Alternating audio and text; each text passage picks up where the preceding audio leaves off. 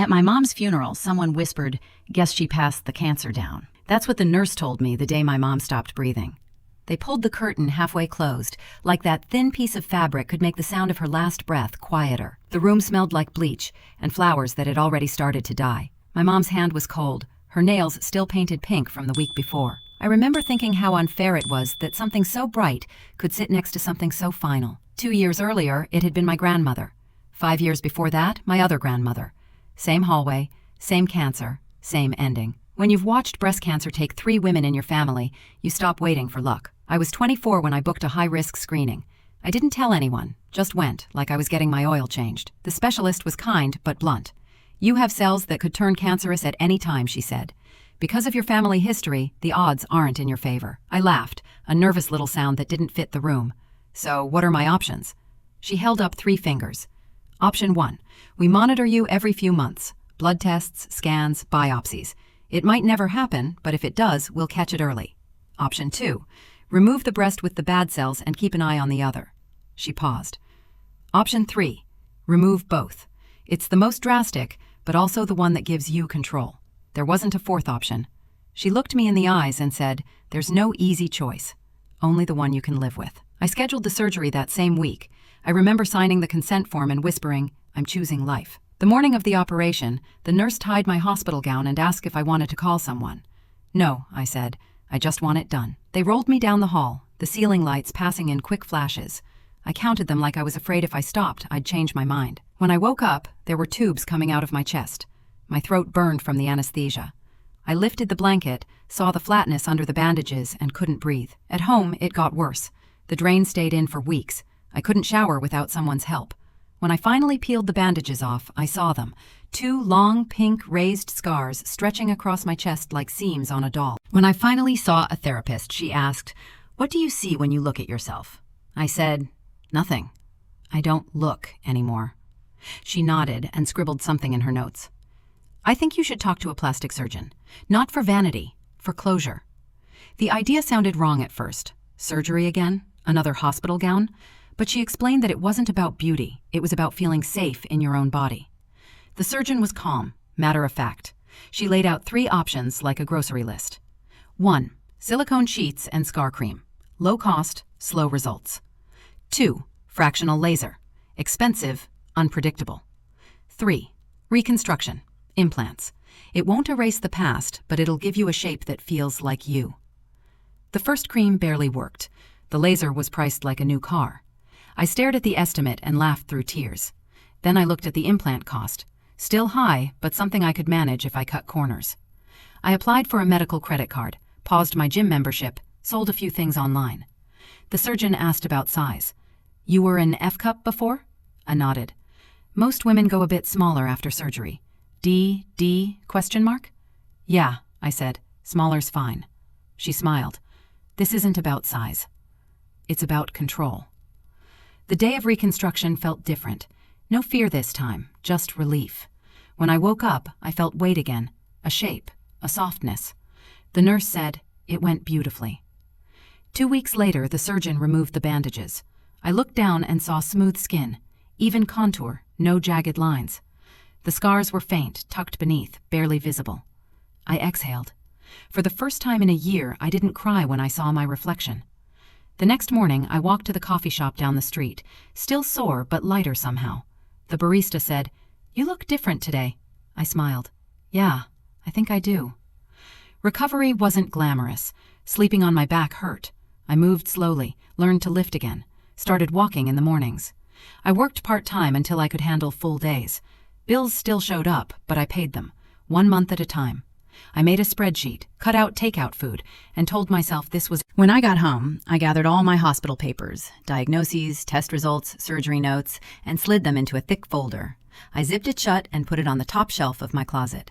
It wasn't a trophy. It wasn't shame either. It was proof of survival. I didn't know it then, but that folder would save my job one day. If anyone ever asked why I did it, I'd tell them the truth. I didn't get implants to look better. I got them because every time I looked at my scars, I remembered the women who didn't make it, and I wanted to feel like I'd won something. I didn't do it for vanity. I did it to feel human again. If you're still here, thank you. Part 2 is where things finally start to feel normal again, until one coworker turns my whole life into a joke. Hit the heart if this first part hit you. Drop a comment, would you have done the same surgery knowing what I knew? And follow for Part 2, the part where healing meets humiliation. I start the day the same way I've started it for a year. Badge in, coffee cup down, monitor on. Morning, I tell the front desk. Morning, they echo, already laughing about a TV show. By 8, my spreadsheet breathes in rows and numbers. By 9, I'm swapping emails about invoices. The office hums with fluorescent lights and half-decent coffee. It smells like paper and toner. I answer a client call, jot a note, fix a typo, send it clean. It feels steady. It feels earned. Tina swings by my desk at 11:58. Lunch? Let me hit save. I shut my laptop and follow her down the hall. The break room is doing its usual. Microwave beeps, someone arguing about fantasy football, the clatter of plastic forks. We take the last empty table. Tina unwraps her sandwich. So, she grins, you still flying out next month? Yeah, finally. She elbows me gently. You sure they'll let those implants on the plane? I snort and swat her arm. Stop. She grins. Kidding. She's known me since before surgeries and scars and recovery timelines. The joke lands where it should, between friends. At our table, a couple heads lift, smile, go back to eating. No harm. Across the room, Jill pours coffee and watches. She's perfect hair and loud perfume, the kind of laugh managers pretend not to notice. She tilts her head like a cat that's heard a noise, then leans to whisper in someone's ear. The whisper moves. It always moves. Back at my desk, the office chat pings. Ping, ping, ping. Normal stuff, then not. Did you hear? Wait, serious? Who paid for it, though? Haha. I keep working. I answer a supplier. Attach a file. Schedule a call. The pings keep going. Someone walks past my desk and lowers their voice mid-sentence. A pair of coworkers in the hallway give me the kind of smile people give at funerals. Soft, overly careful, eyes darting. I print forms, collect them from the machine, and on the way back I pass Jill at the sink. She's showing something on her phone to 2 analysts. They look at me, then away. Jill's smile widens like she's proud of a trick. By 3, the rumor has legs. It has a name. It has a price tag. Apparently she used insurance for it, a guy near the copier says. Taxpayer money, someone corrects. I stop at the coffee station and stir sugar into a paper cup, my spoon tapping the sides too loud. Hey, careful, Jill calls from behind me, bright as a bell. Might melt near all that plastic. I set the spoon down, slow. Was that to me? She lifts her hands. Relax, it's a joke. Don't, I say, calm. Don't talk about me. She smiles like I've just proven a point. Touchy. I bring my coffee back to my desk and work. I work like a person who refuses to give away a minute. Emails, numbers, signatures. At 4, I stand and stretch my neck, and 2 cubicles over I hear, "Plastic's in this year." Laughs. I sit again. The next morning starts normal. It stays normal until it's not. A junior rep slides her keys across my desk to sign out a company car and won't meet my eyes. Thanks, she says to the stapler. Jill breezes in late with a fresh blowout and a story for anyone who'll listen. By 10, the break room goes quiet when I walk in. By 10:05, I'm rinsing my mug and leaving without coffee. I tell myself to ignore it. Then Jill does the one thing she's best at. She levels up. We're in a small status meeting. Me, Jill, our manager, and 2 others. We're going over timelines when Jill glances at my blouse and chuckles. Wow, she says to the room, she's probably got more plastic than my lunch salad. Our manager's smile is automatic, thoughtless. A nod, a chuckle, then back to the agenda. It slides past him like noise. Back at my desk, Tina slides a granola bar onto my keyboard. Eat. I'm fine. Eat or I'm calling your mother's ghost, she threatens, and I laugh because she means well. Is it bad? I ask. She glances around. People are idiots. Did Jill start it? Who else? Tina leans closer. HR Debbie was laughing with her earlier. My jaw tightens. Of course she was. At lunch, I take my salad to the smaller, quiet kitchen. 2 data guys are there, scrolling their phones. They both look up, then shuffle past me with mumbled "Hays." As they reach the door, one turns back. Hey, he says, awkward. Ignore Jill, okay? I don't answer. I spear a tomato and chew until the taste is gone. The pings start again after lunch. Someone posts a link to some celebrity plastic surgery comparison. The caption is a string of knife emojis. Someone else replies with a gif of a balloon. I close the window, finish a quarterly report, and walk it to my manager's office. He reads the first page, nods. Good work, he says. Keep this up and we'll talk about bumping your accounts next quarter. Thanks. I turn to go. Oh, he adds, almost as an afterthought, and try to keep the girl talk in the break room out of sight, yeah? Some folks are uncomfortable. I stop with my hand on the knob. What girl talk? He shrugs like he doesn't want to be in it. Just the gossip. You know how it gets. I do, I say, and leave before I say something I'll have to explain. In the afternoon, a client escalates a ticket. I fix it. A courier drops a package. I sign it. Through it all, Jill moves like a cruise director, touching every conversation. At 3, I collect a stack of purchase orders, and as I pass her desk, she stage whispers to her friend, "Bet she can't even jog without a sports bra rated for hurricanes." Her friend giggles, cheeks pink. I stop. "Jill." She startles, then smirks up at me. "Yes?" "Enough." "We're just playing," she sings. "Play with someone else," I say, and keep walking. In the small kitchen at 3:30, a contractor from IT is waiting for his tea to steep. He glances at me, then the door. Outside, the cold air hits. Tina rubs her arms. "You okay?" "I worked too hard," I say, steady. "I'm not letting her run me out." Tina nods. "Then don't." The next morning, I try silence again. It doesn't try me back. Jill's louder. The jokes get bigger. Someone sticks a Barbie meme to the break room fridge. Laughter. I take it down and put it in the trash. No one claims it. No one stops me. At 10:15, Jill is at the copier with 2 junior staff, playing up her voice so it carries. "I mean, if insurance covered my vanity project, I'd be loud too." The juniors laugh because she's looking at them. I walk right between them to the machine, clear the job, and print my reports. The copier hums. My papers slide out hot. I gather them and turn to her. "Say my name if you're going to talk about me," I tell her. She lifts her chin. "Don't flatter yourself." "We're speaking generally." "You're speaking about me," I say. "Stop." She gives me a long, polite smile, the kind people use on cashiers they plan to complain about. "Maybe try being less fun to talk about." I hold her gaze until she looks away. At lunch, I don't sit in the main room. I make a sandwich in the small kitchen, pour water and stand by the window, chewing slow. Jill's laugh floats in from the hall. My hands shake once around the glass. I set it down and breathe until they stop.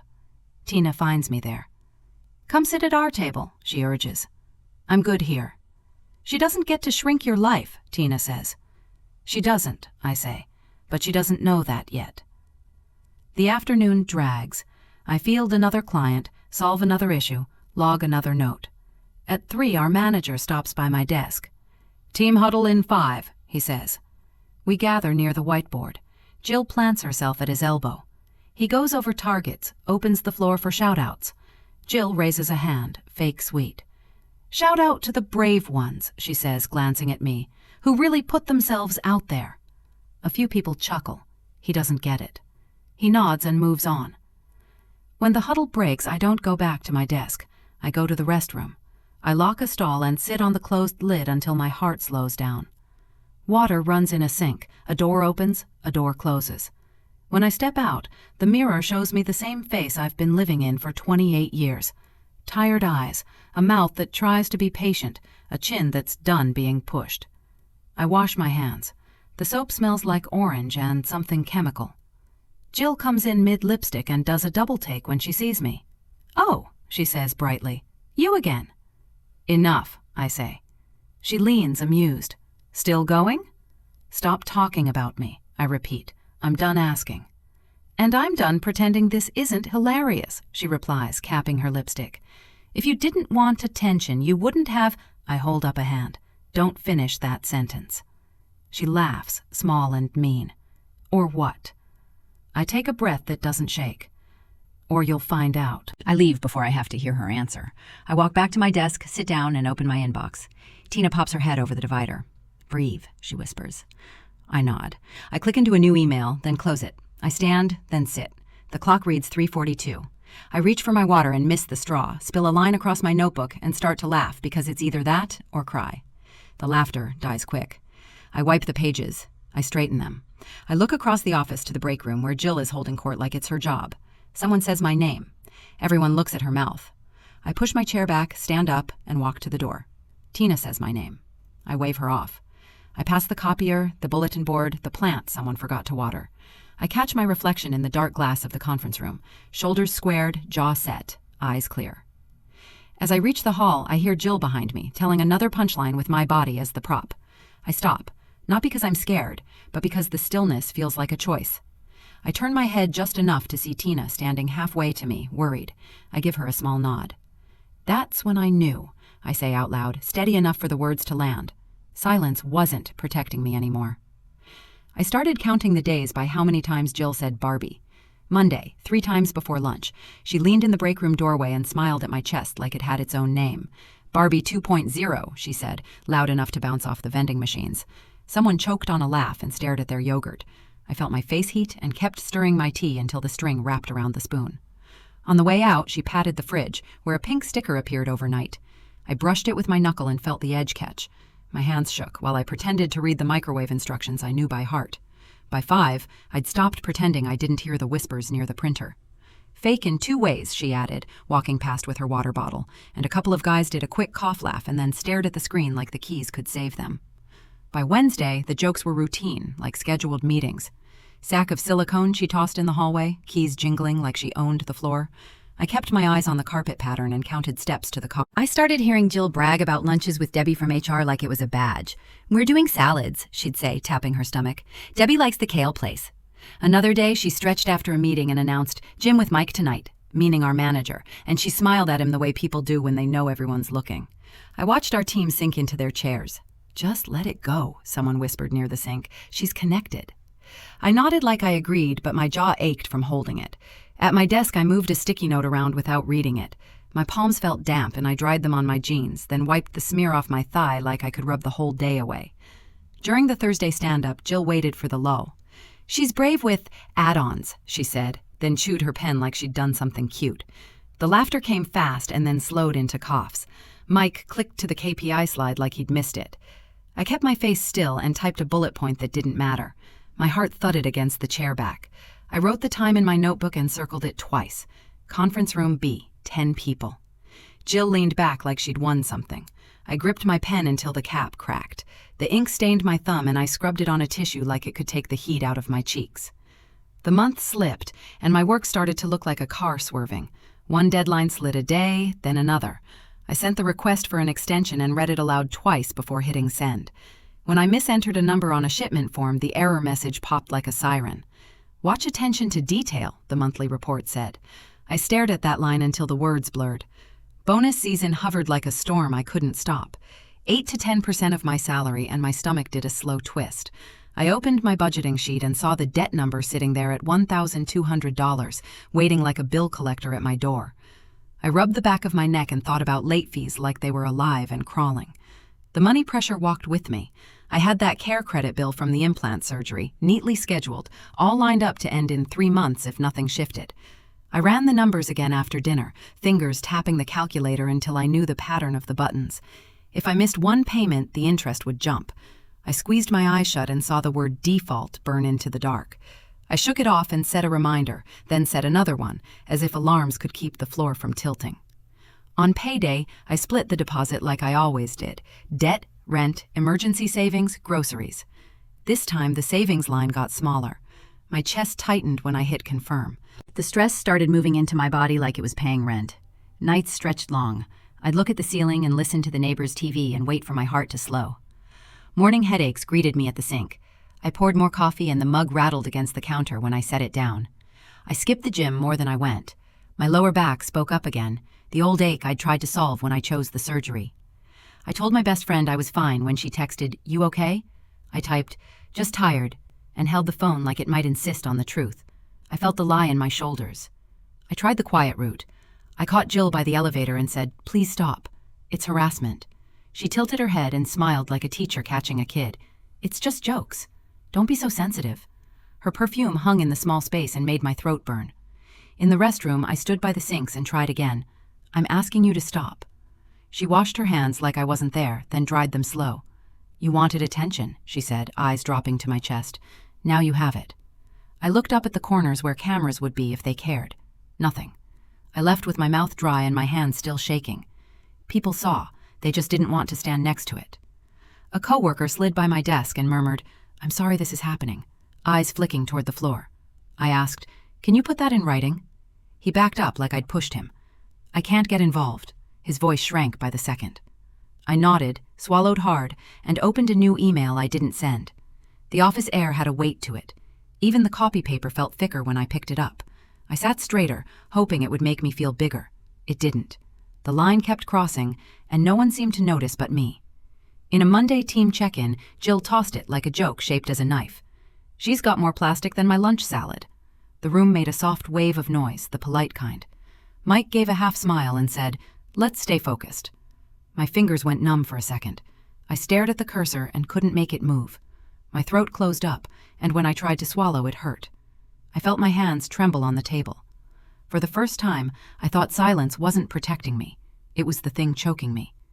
I wrote the line down anyway, date and time, and felt sweat press into my lower back. I started living around her. I changed my lunch to a weird hour so I could have the break room quiet. I brought headphones and wore them even when the music was off, like a sign that said, "Don't." In meetings, I sat on the far end, closer to the door. People noticed. "You've been less engaged," someone said during my check-in. "Collaboration is perception." I smiled and nodded, felt my cheeks pull tight. An internal client DM'd me, "Ignore Jill." Everyone knew the problem's name, and still the messages all asked me to carry it alone. I closed my laptop a little harder than I meant to. The Slack things didn't stop. A teammate dropped a GIF of a doll with a caption, "Team Mascot," then a winky face. I hovered over the message and felt my fingers twitch. I grabbed another screenshot and saved it. My folder grew. Memes, timestamps, quotes, the sticker on the fridge, the pink marker someone used to outline my name on the whiteboard. Each file felt like a tiny brick. My shoulders were tight from holding them. I wondered how many I'd need to build anything. I looked at the fridge again. Someone had added another Barbie sticker. I pressed my thumb to it, hard, until the edge dug into my skin and left a curve. One afternoon, the office hummed soft over lunch, and I tried to relax my jaw. Jill breezed in with her salad, said, "Hey, Debs loved last night," and then turned to me. "You'd know all about being shallow." She flicked her eyes at my chest. A few people chuckled on reflex, then stared into their Tupperware like it was urgent. Heat climbed my neck. My hands shook so badly I almost dropped my fork. The room felt smaller, the air thicker, the lights too clear. I stood, and the chair legs scraped the tile. Jill smirked like she'd pressed a perfect button. I could taste metal in my mouth. My heart punched hard enough to make my collarbone pulse. I didn't look at anyone. I looked at her. My voice came out steady even though my body wasn't. "Do you know why I have these?" I hit the cafeteria at noon like I always do, tray in one hand, phone in the other, hoping for a quiet corner. The room hummed with microwaves and small talk. Someone dropped a fork. Someone laughed at nothing. I took the seat by the far wall, the one under the buzzing light, and opened my salad. My hand shook a little when I unwrapped the plastic fork. I scrolled aimlessly, pretending to read. Jill slid into the chair across from me without asking. 2 coworkers followed, all smiles and fake ease, like this was just a normal lunch. They talked weekend plans, Pilates, a birthday, some show everyone was binging. I nodded when a nod seemed polite. I kept my eyes on my phone. I didn't want to give her a doorway. She found one anyway. Jill's smile thinned. "Did you see that influencer who thinks filters count as a personality?" She flicked her nails against her water bottle. Plastic confidence is still plastic. A tight little chuckle rolled around the table. I stuck my fork into a cucumber and missed. It slid, bounced off the tray, landed on the floor. My cheeks warmed. I picked it up and tossed it into a napkin. My fingers wouldn't settle. They tapped the tray like it might get up and move. She liked that. I felt it. Jill glanced at my chest and back up again, not subtle, like a teacher calling on the student everyone picked last. She leaned forward, elbows on the table, chin tilted. "You know all about being shallow." Her eyes dropped again. The word hung there. Shallow. A few people laughed, reflex before shame. The sound died fast. I set my fork down carefully so it wouldn't clatter. I kept my shoulders square. I lifted my eyes and met hers. My mouth felt dry. My tongue pressed against the back of my teeth. I didn't blink. "You know why I have these?" The room went still. Somewhere a spoon clinked against glass. Someone coughed and tried to swallow it. Jill's smile held, but it started to look heavy on her face. I didn't raise my voice. I didn't need to. "Doctors found cancerous cells." I had both my breasts removed. Her jaw shifted. The two coworkers looked down at their trays like they'd lost something there. I had scars that made me sick to look at myself. My hands were steady now. I got implants so I could stand in front of a mirror again. The microwave beeped in the wrong place, too bright against the silence. No one moved for it. The smell of reheated pasta cut through the room. I kept my eyes on Jill. I didn't let her look away. She opened her mouth, then closed it. Her lips pressed thin. The color rose in her neck. I watched her watch me, waiting for her to call it a joke, to pivot, to say I was overreacting. She didn't. She picked up her fork and put it down again without taking a bite. One coworker shifted their chair back. Another slid their tray an inch, then an inch more, making room for space that didn't help. I stood slowly. The chair legs scraped. I gathered my tray with care, like it mattered that nothing spilled. Next time, ask before you judge. My voice didn't waver. My hands did. The tray rattled against my fingers, a thin, steady shake. I didn't hide it. I didn't apologize. I stepped away from the table and walked the length of the room. Every footstep thudded up through my ribs. The hum of the refrigerator rose and fell and rose again. I pushed through the door with my shoulder because my hands were busy not dropping my lunch. At the sink near the coffee machine, I rinsed my fork even though it was clean. Water ran over my knuckles. I watched it bead and slide away, watched my own breathing sink with the stream until it steadied. I could feel my heart against my... Two people passed behind me, whispering the way people whisper when they think they're being kind. "I didn't know," one of them said. "She didn't have to say it like that," the other murmured, softer. I clicked a cell and kept working. The adrenaline slid off slow, like steam leaving a glass. Pride nudged up against something hollow. I sat up straighter, then leaned back, then sat up again and rolled my shoulders, testing the space I took up. My hands steadied over the keys. I adjusted the column width by a hair, just to bring the numbers into neat alignment. Slack pinged. I didn't open it. My email icon flashed next, an unread dot, then 2.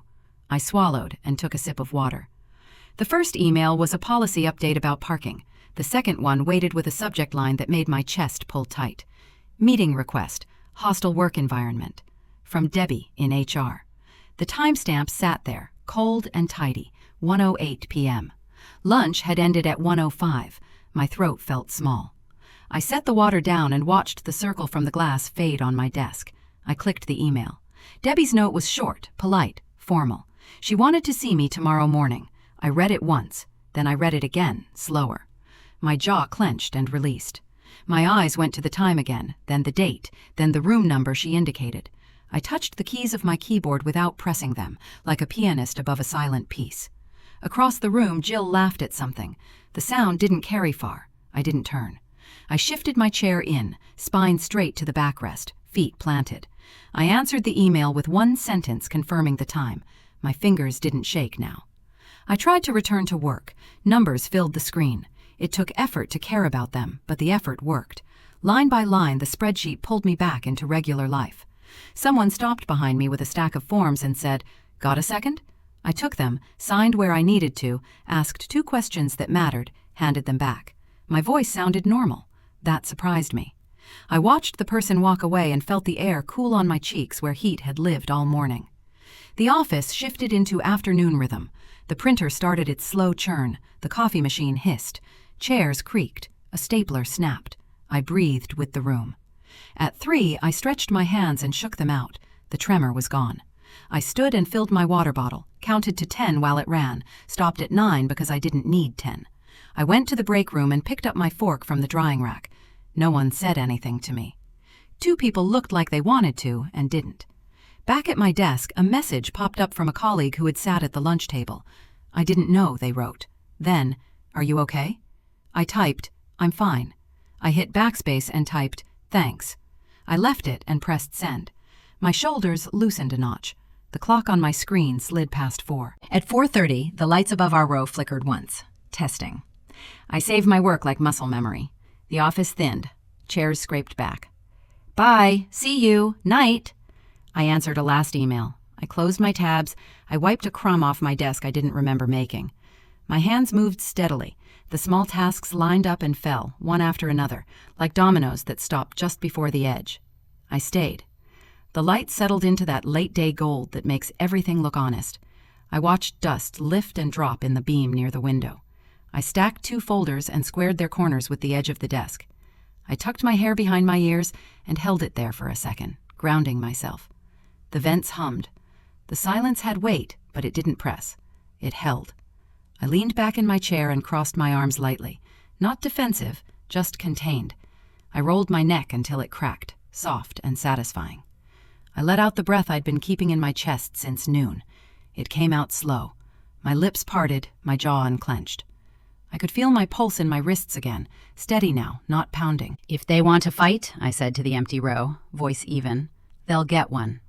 I shut down my computer. The screen went dark cleanly, no hesitation, no lingering light. I stood, pushed in my chair, and picked up my bag. My hand brushed the desk where the circle from the water glass had dried. I smoothed that spot with my palm. The building felt different on the way out. Not safer, not dangerous, just honest. My keycard tapped the door, a small beep, the same as always. The cool air outside met the heat in my face and balanced it. I walked to the sidewalk, phone buzzing once in my pocket. I didn't check it. My steps found an easy stride. Behind me, someone laughed through a phone call. A bus sighed at the curb. A bike bell rang. I stood for a second under the awning, lifted my chin, and let the day rest where it belonged, behind me. Not buried, not ignored, just done. I didn't practice lines. I didn't plan a speech. I didn't try to predict anyone. I put one foot forward and then the next. My shoulders were back. My hands were steady. My breathing was even.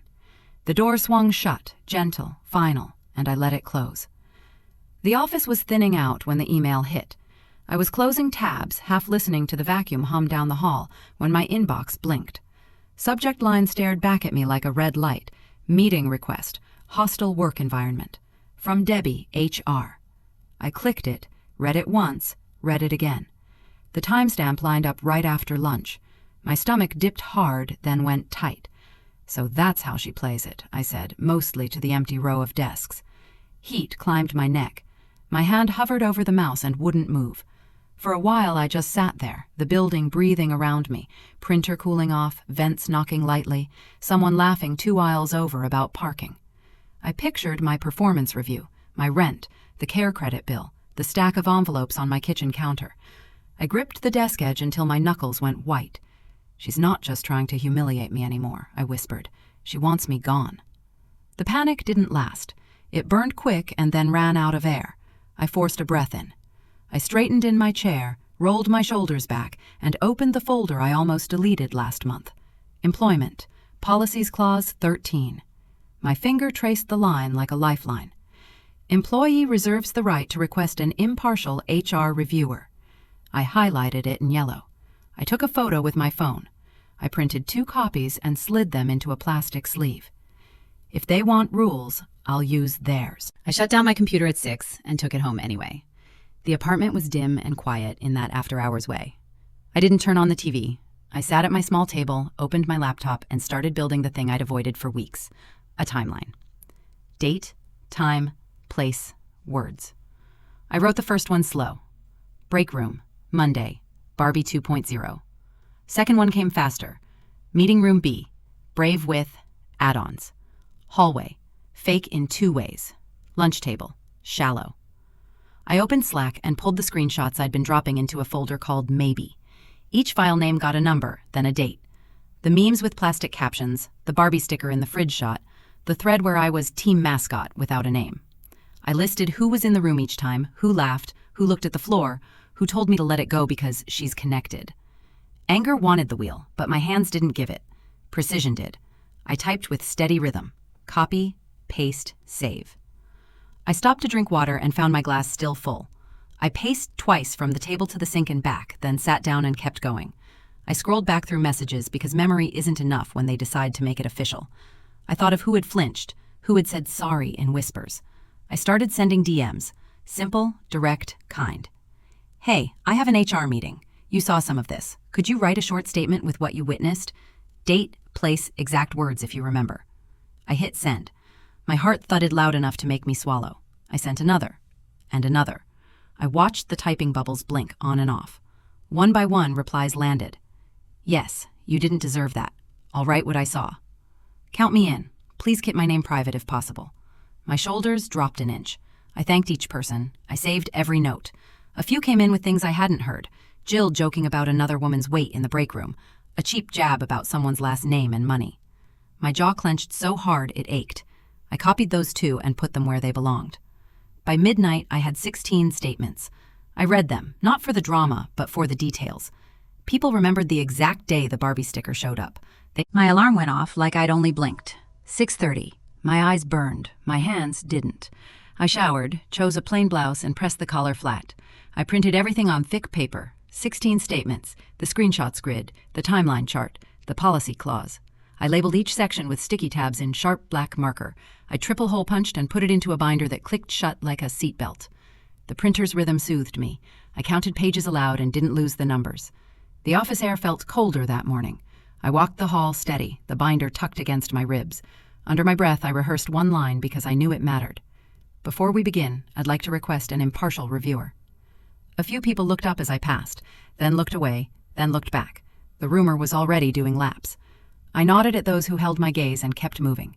Debbie waited outside HR with a smile that didn't reach her eyes. "Morning. Shouldn't take long." "Good," I said, smiling back. I came prepared. Her brow twitched. It was small, but I saw it. She glanced at the binder and then at my face. I slid it under my arm tighter. Every step toward the office felt like a drumbeat I could set. "Let's grab the small room," she said, light and bright like a flight attendant. "Sure," I said. "Just need your perspective," she added. "Jill feels unsafe." The word unsafe stuck in the air. My jaw clicked once and settled. "I'll share facts," I said. I brought a timeline. Something flashed behind her eyes. Not fear, not guilt. Something like calculation. "We prefer not to overwhelm this," she said. "Keep it conversational." "Of course," I said. Before we went in, I stopped at the restroom. I needed 30 seconds. The mirror gave me tired eyes, but not defeated. I fixed my blouse, smoothed the fabric over my shoulders, wiped my palms on a paper towel. The fluorescent light buzzed, and I pressed my tongue to the roof of my mouth to steady my breath. I looked at myself and didn't look away. "You didn't survive cancer to be scared of paperwork," I said under my breath. My hands stopped sweating. Outside HR, Debbie checked her watch. "Ready?" she asked, sweet with an edge. "More than you think," I said, and lifted. Inside, the chairs were already arranged. A notepad waited on the table. A small pitcher of water sat next to 2 cups, 2 pens, a box of tissues, like props. I didn't sit yet. I placed the binder on the table, flipped it open, and laid the policy clause on top where anyone could see it first. My fingers didn't tremble. I pressed the paper flat and lined it up with the table's edge. Debbie took a breath, set down her tablet, and reached for the tissue box even though no one had cried. "Well, let's begin." I touched the clause with one fingertip and slid it forward an inch. "Before we begin," I said evenly, "I'd like to request an impartial reviewer." My contract allows that. Silence stretched, just a beat too long. Debbie's cheeks changed color, barely, like someone turned a dimmer. She glanced at the clause, then at me, then at the glass wall. "HR has procedures," she started. "I'm following them," I said. Her jaw worked twice. She tapped the table once, twice. The bracelet chimed again, higher this time. "We can accommodate that," she said finally, voice tight around the edges. "Please wait a moment." I nodded. I didn't sit. I didn't speak. I rested my hands on the binder and let my breath come steady and full. I looked at the water and decided I didn't need it. The notepad stayed blank. Debbie stood, smoothed her skirt, and gave me a smile that tried to regain ground. "Back in a sec." I didn't answer. I watched her hand on the handle, the tiny tremor in her fingers that matched the one I used to hide in mine. The door opened with its soft click. She stepped out. The room settled around me, quiet, bright, nothing dramatic. I pressed my thumb against the edge of the binder and felt the groove of the plastic. My heart knocked once, hard, then evened out. I lifted my chin. The door swung shut behind Debbie and the latch caught. I got there early. The hallway glass threw pale morning light across the floor, and the air felt colder than usual. I held the binder close to my ribs and walked past the rows of screens where people pretended not to look. My heels kept a steady beat. Debbie waited by HR with that polished smile like everything was normal. "Morning. Thanks for coming in early," she said. I nodded once. "Always happy to clarify facts." She ushered me inside. Small room, neutral art. A pitcher of water and a neat box of tissues sat centered on the table like props. She gestured to the chair across from her. "Let's make this quick and comfortable," she said, folding her hands. "We've received a complaint from another team member who feels you created a hostile environment after yesterday's lunch." "I see," I said, sitting. My palms lay flat on the cool table. "This is a safe space," she added, tone light. "We just want your side of the story." I opened the binder slowly. The rings clicked. Clean, small, final. I slid a single sheet forward, top page turned face up. "Before we begin, I'd like to request an impartial reviewer." "My contract allows that." Debbie's eyebrows twitched. "Oh, that's not really necessary. We can handle." "It's policy," I said. Her face tightened by a degree. She stood, smoothing her skirt. "Give me a moment." "Take your time," I said, folding my hands again. My fingers stayed still. She was gone 5 minutes. When she came back, Mr. Patel walked in with her. Senior HR, quiet reputation, tidy notes, fair when it counted. He shook my hand and sat. "Let's proceed officially," he said, opening a notebook. "Please start from the beginning." Debbie took the seat beside him instead of across. Her posture changed. The smile didn't. "For 3 months," I said, steady, "Jill has made repeated personal remarks about my body in public workspaces." I turned the divider. The timeline lay crisp and marked. I set it between us and slid it forward. "Here's a record of each incident. You'll see locations and witnesses listed." Mr. Patel scanned the first page, then the second. He read quietly. Debbie reached for her pen, skimmed, then stalled halfway down the list. I turned another tab. "I also brought 16 written statements from coworkers who witnessed or heard similar behavior." I handed over the stack, tabbed, labeled, signed. Pages rustled. The room held the sound. 16, Debbie repeated softly. I nodded. "Some include separate remarks Jill made about other employees. HR might want to review those, too." Mr. Patel cleared his throat. Not approval, not disapproval. Attention. He took another set of pages. I kept going. "These are Slack screenshots," I said, laying out the printouts. "Team thread, memes implying plastic surgery, Barbie references, nickname threads. Timestamps are on the top corners." Debbie tried to pivot. "Do you think maybe these were just harmless jokes?" I met her eyes. "Would you call it harmless if it happened to you?" Her mouth parted, then closed. The tissue box stayed untouched.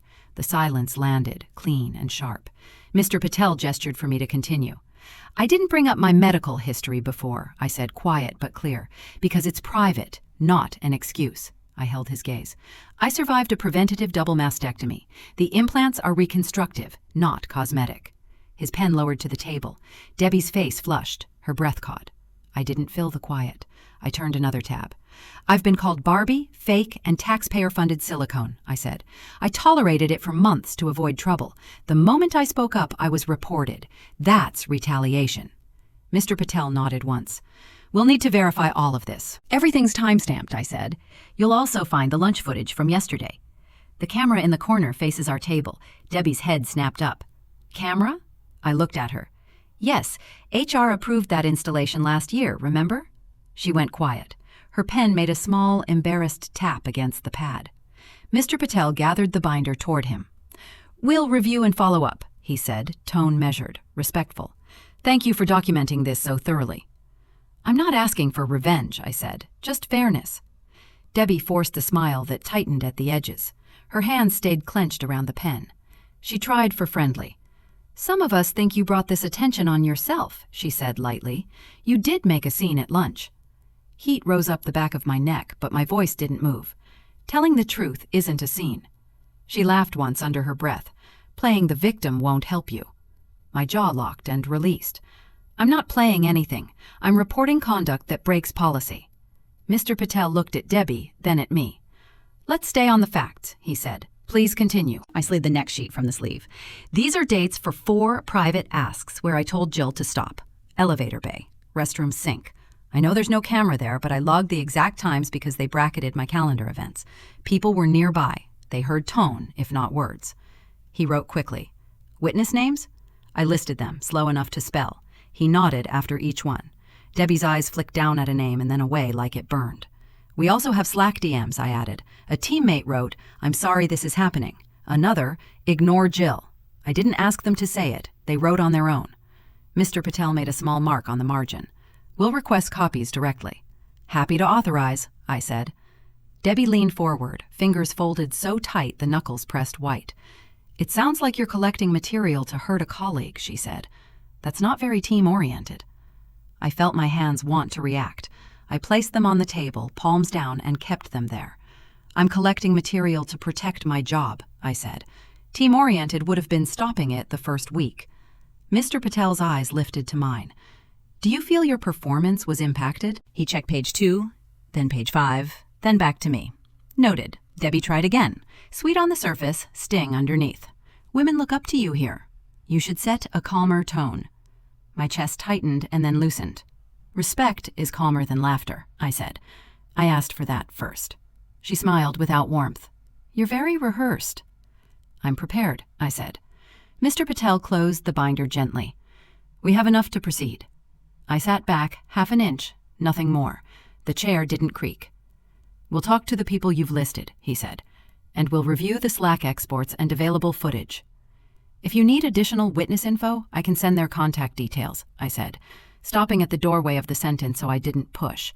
We'll be in touch, Debbie said, aiming for light, landing stiff. I'm sure you will, I said, tone even. Mr. Patel stood first. You're free to return to work. I rose, gathered the empty binder, and slid the clause copy back into the front pocket. The tissue box still hadn't moved. I reached for the door. My hand was steady on the handle. Out in the hallway, the office hum returned, the soft buzz of lights, keystrokes, the distant whir of the printer warming up. A few faces lifted, then dropped to their keyboards again. I walked past the glass and back to my desk. The binder made a soft thump when I set it down. I exhaled once, long enough to feel it leave my shoulders. For the first time in months, my hands didn't shake. My phone buzzed where I'd left it face down. A message from a coworker lit the screen. They're calling people into HR. I smiled, small and real, and tucked the phone into my drawer. I looked out at the slice of sky between buildings and let my breath settle into an easy rhythm. Let's see who's laughing now, I said, quiet enough for only me to hear. I opened my laptop. The spreadsheet came up where I'd left it, columns lined, formulas intact. I clicked into the first empty cell, felt the keys under my fingers, and started typing. Morning felt plain on purpose. The coffee machine hissed. Someone burned toast and swore softly. I slid my bag under my desk, opened my laptop, and found the email waiting. Thank you for attending yesterday's meeting. We are proceeding with internal review. No apology, no comfort. Just those words. I nodded once and clicked my spreadsheet like numbers could anchor me. My shoulders eased a notch. At 9:45, the HR door opened. Ethan from finance shuffled past with his notebook clutched like a ticket. He glanced at me and tried a half smile that couldn't decide if it wanted to exist. I gave him one back, small and steady, then looked down at my columns. The office shifted, that quiet tilt you feel when the day stops pretending. Across the aisle, Jill looked up over her monitor. Weird. Wonder what that's about. No one answered. Keys clicked louder than usual. The copier jammed and someone pretended it didn't. 10 minutes later, Ethan returned pale and blinking, like the lights were brighter. HR called Renee from marketing, then Tyler from logistics. The whispers found the printer first. HR's doing interviews, someone said. About what happened yesterday, came back lower. I typed slow, every keystroke measured, like I had all the time in the world. Jill spun in her chair to watch the hall, mouth tight. She took a lap to the kitchenette, too casual. At the sink, she leaned toward a coworker. Did HR say what this is about? Shrug. No idea, they're just asking questions. Probably another witch hunt, she said, laughing without joy. You know how this place gets. The coworker didn't laugh. He dried his mug and left her alone with the humming fridge. I put my headphones on and didn't play music. The noise of the floor blurred, phones ringing, chairs creaking, low voices, air through vents. My hand sat still for a second, then fell into a rhythm. I opened the folder still labeled Workplace Conduct Evidence and let it sit there in my files like a quiet witness. My pulse stayed even. No shaking, no shallow breaths. I didn't brace. I watched. At 11, Mr. Patel stepped out with a clipboard. Carla, he called. Carla stood, smoothed her skirt, and went. 10 minutes later, Brian, then Sophie. Each came out quieter than they went in. The conversations around me shivered, stopped when the door opened, restarted when it shut. Jill kept looking up, biting her thumbnail, eyes on the corridor like it owed her something. "I didn't even say anything that bad," she announced to no one. "People are so sensitive these days." Silence met her. Even the air conditioner sounded unimpressed. I adjusted a column by 3 pixels and watched the numbers line up clean. By lunch, the pattern became a drumbeat. Name, door, 10 minutes, return. Jill's desk stayed untouched. Her pen tapped so fast it rattled. She huffed and stood with an exaggerated sigh, then sat when no one reacted. The HR door opened again. "Jill?" Mr. Patel. "Jill?" Mr. Patel's voice was polite, neutral. Her head jerked up. "Now?" "Seriously?" "Now, please." She checked her hair in her screen and walked. No one answered. A Slack notification blooped and went ignored. She sat and stared at her screen without typing. A minute later, she typed with 2 angry fingers, then stopped again. The day crawled to 4:30. The door opened one more time. "Jill?" Mr. Patel said, still even. "Quick follow-up." Her jaw worked. "Again? What now?" "Just a quick follow-up," he repeated. She stood slower this time. The click of her shoes echoed all the way down like the building had become a hallway. The door closed and a murmur rolled across desks, then flattened back into work. 5 o'clock hit like it always does, quiet and obvious. And then a chair scraped inside HR, loud enough to make heads turn. Muffled voices rose, one higher than the rest. I stared at my numbers and waited for the next sound. "She got me fired!" Jill's voice cut through the floor, raw and jagged. Every head lifted. The door opened. She stormed out, face blotchy, eyes glassy. She pointed at the room like it could be blamed. "You all just wait," she snapped, voice shaking. "You'll see what kind of person she really is." A pen rolled off someone's desk and kept rolling until it kissed the wall. Jill grabbed her bag, knocked her mug, and ignored the tea running toward her keyboard. Then she left. Her steps went hard and then faded. The silence she left behind sat heavy.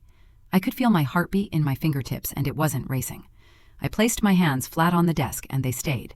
10 minutes later, the department email popped up. Subject, case update. Your case has been reviewed and closed. No further action required. No names, no drama. The words did all the work. I looked at them long enough to feel the edges, then clicked away and returned to my spreadsheet. The typing around me started again, softer but lighter, like the room let out a breath. A chair rolled closer. "Hey," a voice said, careful. "You okay?" I nodded without looking away from my screen. "I'm working." He hovered a second, then moved on. The copier whirred. The coffee machine burped one last time and went quiet. My phone buzzed. Slack from a coworker I barely knew. "She's gone." "You did it," I typed. "I didn't do anything. HR finally did." I hit send and tucked the phone into my drawer, deeper than usual. My shoulders dropped another inch. The clock on my monitor said 5:30. The lights dipped a little on their timer and turned everything warm. The window reflected a slice of orange sky and the espresso machine that someone forgot to wipe. People left in 2s and 3s, the word night passing between them like a borrowed coat. No one looked at me the way they used to. Some gave a small nod. A couple gave nothing, which somehow felt better. I didn't rush to pack up. I stayed. I aligned the 2 pens on my desk because they never sit straight. I moved the water bottle cap an inch to the left and liked it better. My breathing found its own pattern, simple and even. The building hummed like it always had, now without the echo in my chest. A timid voice broke the quiet. Renee stood beside my desk with her bag on her shoulder. "I should have said something sooner," she said. "I'm sorry." I looked at her. Her lip trembled, but she met my eyes. "Thank you," I said. "I appreciate you writing it down." She nodded, relief loosening her jaw. "If you need anything," she added, "I mean it." "I know," I said. "Get home." She left, and the floor thinned to just a few scattered screens. Tyler walked past with his jacket half on. "For what it's worth," he said, "you handled this better than anyone I know." I breathed in, breathed out. "Thanks." He lifted a hand and kept moving. The printer light turned from green to sleep. The soda machine hummed like a big cat settling. I raised my arms and stretched until my shoulders clicked, then let them fall. The tired in my body felt clean, not heavy. My hands were steady on the armrests. I watched the quiet gather in the corners and pull the day down with it. No parade, no applause. Just a room finishing a job. I picked up the email again and read the single line one more time, not because it might change, but because I wanted to feel it land exactly where it belonged. My mouth opened on its own. "Finally," I said, barely above a whisper. The word didn't bounce, it stayed. I closed the email. I left the screen on my spreadsheet, numbers waiting like they always do. patient and square. I sat there a few seconds longer, listening to the ordinary sounds of a place that felt normal again. Then I put my hands back on the keys and started entering the next row. I pushed through the lobby with my usual coffee and a steady breath. The office hums softer, even the printer sounds tired. Chairs roll, keys click, calendars pop. Heads lift as I pass. No whispers, no little laughs, just space. I set the cup down and pull my chair in. The cushion fits my back like it remembers me. I log in. My shoulders drop without me asking. A stapler snaps somewhere and a voice drips behind a cubicle wall. She made it messy for everyone. Heat crawls up my neck. I keep my eyes on the password box, steady my hands on the mouse. I don't look up. The comment fizzles in the carpet and dies there. I open the project board and move a card to "In Progress." My pulse slows to normal. The morning holds. By 10, the floor finds its rhythm. Joyless, but lighter. Ethan from finance steps over with a file and an awkward half smile. "Hey, good job on the report last week." I feel my jaw loosen. "Thanks." He taps the folder twice like a reflex and angles closer. "Saved us." Numbers were clean, no performance, just normal. My chest warms. My fingers stop hovering over the keyboard like I'm bracing for a hit. Slack flashes. "Don't let it go to your head." My stomach tightens and then releases. I close the chat, drag a column wider, and breathe out through my nose. Around me, people ask for links and timelines like I'm part of the room again. The tension that used to stick to every word finally lets go. Just before lunch, Renee comes by hugging her mug with 2 hands. She keeps her eyes on my stapler. "I should have said something earlier," she murmurs, "when Jill, you know." The coffee steam rises between us. My shoulders lift, then drop. "You don't have to explain. I know it wasn't easy." She nods once, cheeks flushing. Still. "You didn't deserve it." My throat tightens. I push air through it. "Thank you." She taps her mug and steps away. A printer wakes and a whisper slides past the copy room. She played the victim. The words hit a sore spot under my ribs. I line up a hole punch, hands trembling, and the paper comes out perfect. I brush the paper circles off my desk, slow and calm, like they don't mean anything. At 2:03 p.m., the HR email lands. Subject: Zero tolerance policy on harassment. Policy, resources, contacts, the whole careful script. The timing isn't subtle. My mouth lifts anyway. A chair creaks nearby. "Now they care," someone says, not bothering to whisper. My jaw presses once, then releases. I click the resource link, close it, and roll my shoulders until the joints stop popping. I pin the project timeline to the corner of my screen and assign tasks. Cells fill, boxes tick, progress slides forward. The knot between my shoulder blades loosens like a lid finely turned. I eat at my desk. Salad, coffee, 1 earbud low. The cafeteria hums down. Later that week, Mark leans on my cubicle wall like he's knocking. "You free for a coffee break?" I pause, then nod. Downstairs, he stirs sugar into his mug and watches it spin. "You handled this with class." I let out a short, helpless laugh. I didn't really have another option. He shakes his head. "Most people would have quit." "You didn't. That's not nothing." The cup warms my palms and slows my breathing. I just wanted to be treated fairly. "And now you will be," he says. His tone doesn't reach for praise or pity. It lands like a fact. At the counter, 2 interns glance over. One mutters, "She's the reason HR's on fire." My pulse jumps, then steadies. I take a slow sip and set the mug square on the saucer. My hands stop shaking. Midweek, a screenshot hits my messages. Jill's LinkedIn. Unfairly dismissed after years of dedication. Below it, seeking new opportunities where integrity is valued. I inhale, read it once, and lock my phone. No eye roll, no forward. I let it exist, far and small. A ping arrives from a college friend. "Say something. People are confused." The typing bubble flickers. I walk to the printer, collect a warm stack, and return to my chair. 2 cubes away, a drawer slams and a voice lands flat. She wanted attention, she got it. Heat climbs my cheeks. I press my thumb into the folder's edge until the paper bends, then open my spreadsheet and fix the conditional formatting that's haunted me all week. The cells turn the right shade. It's minor. It still feels like a win. The group chat builds pressure like weather. "Post your side. Set the record straight. Don't let her spin it." I type, delete, type, delete. I sip water and let the cold settle. Then I send one line. I don't need to. The people who matter already know I put the phone face down. The quiet that follows doesn't feel empty. It gives me air. A DM slides through from a blocked account. Enjoy your pity points. My fingers twitch toward the reply field. I close the laptop for 10 seconds and flatten both palms on the lid. My pulse thuds against the Monday, HR sends a calendar block. Respect and inclusion in the workplace. Mandatory session. It sits there, heavy and simple. In the break area, a colleague grins at the subject line. Guess they learned something. I give a small smile. Good. Maybe it sticks this time. Later, an HR coordinator waits by the copier, sleeves tucked to her palms. Would you consider speaking during the training? She keeps her voice even. You don't have to share details. Just perspective. The copier spits a final page. I stack the papers and tap them square. If it helps someone stand up for themselves, sure. She exhales like a valve opened. Thank you. My phone buzzes with a number I know too well. You think you're a hero? My grip tightens on the folder. I set it down, slow, and let the vibration die in the bag. At home, I open the donation page I bookmarked weeks ago. I fill the form and pause at the note. For every woman who had to explain her scars. I read it aloud once, steady, then submit. No screenshot, no post. The room stays quiet and warm. A friend pings again. Drag her. You owe it to yourself. I set the phone on the counter and rub the tight spot below my collarbone until it loosens. The kettle clicks off.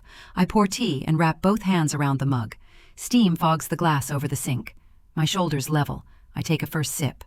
It's not a victory toast. It's just hot tea in a quiet kitchen, and my hands don't shake. Friday evening stretches over a half-empty floor. Doors thud, coats lift, chairs push back. I stay a few extra minutes and finish my report. I add one last action line and send it out with a clean subject. Sunlight reaches across my desk and catches the rim of my cup. I close my laptop. The click lands like the end of a long sentence I actually finished. The room holds still. No tight band around my chest. No buzzing in my ears. Just air I can take in without counting. I stand, slip the strap of my bag over my shoulder, and run a finger along the desk edge to mark the moment for myself. I whisper it, small and firm. Finally, it's over. My phone lights with a new invite. Training, speaker run-through, Monday 9 a.m. I look at it and feel my pulse. The floor hummed steady. People joked about deadlines, traded files, talked about lunch. That quiet hum that used to feel heavy now felt like balance. Renee dropped by my desk with a folder, hesitated a moment, then said softly, I still think about that day in the cafeteria. I looked up. So do I, but I'm glad it happened. She gave a small smile. You changed things here. Near lunchtime, my supervisor stopped by. Got a minute? We walked to a small meeting room, the kind that smelled like coffee and stale air. He sat down, hands folded. You've been through a lot, he said, and you handled it better than most. My fingers fidgeted on the table edge, unsure what to expect. Then he smiled. We're promoting you, and giving you a raise. You earned it. I blinked. For a second, I couldn't get air out. He chuckled softly. Consider it overdue. I swallowed hard, nodded. Thank you. He stood, offered a hand. I shook it, steady, but shaking a little inside. Back at my desk, an email pinged. Subject, update, HR case outcome. After review, we've marked the complaint as false and closed. No record will be held against you. At the bottom, Jill's file has been updated accordingly. I leaned back in my chair. The breath I'd been holding for months finally escaped. Later that afternoon, Ethan from finance stopped by my desk, awkward as always. Hey, he said, rubbing his neck. I should have said something sooner. When it all started, I met his eyes. You're saying it now. That counts. He exhaled, shoulders dropping. Still, I'm sorry. I smiled, not tight, not forced. Thank you.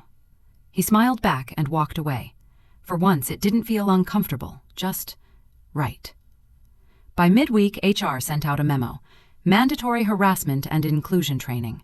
People joked about it in Slack, dropped eye-roll emojis, but I knew the reason behind it. Later, a coordinator stopped by. Would you still be open to speaking at the training? I nodded. If it helps someone else stand up for themselves, yes. She smiled. That's brave. It's just honest, I said, and I meant it. In the break room, small things started changing. Women talked more, not loudly, but real. I went through something like that before. I wish I'd spoken up. We'd talk between sips of coffee, between deadlines, between exhaustion. And slowly, the silence that used to choke this place started to shrink. Healing didn't sound like applause. It sounded like tired voices being honest for the first time. Jill's name floated around once or twice after that. Someone mentioned she was freelancing now. Someone else said her LinkedIn post was still up, unfairly dismissed. I just nodded. I hope she finds peace too. And I meant it, because anger stops helping after a while.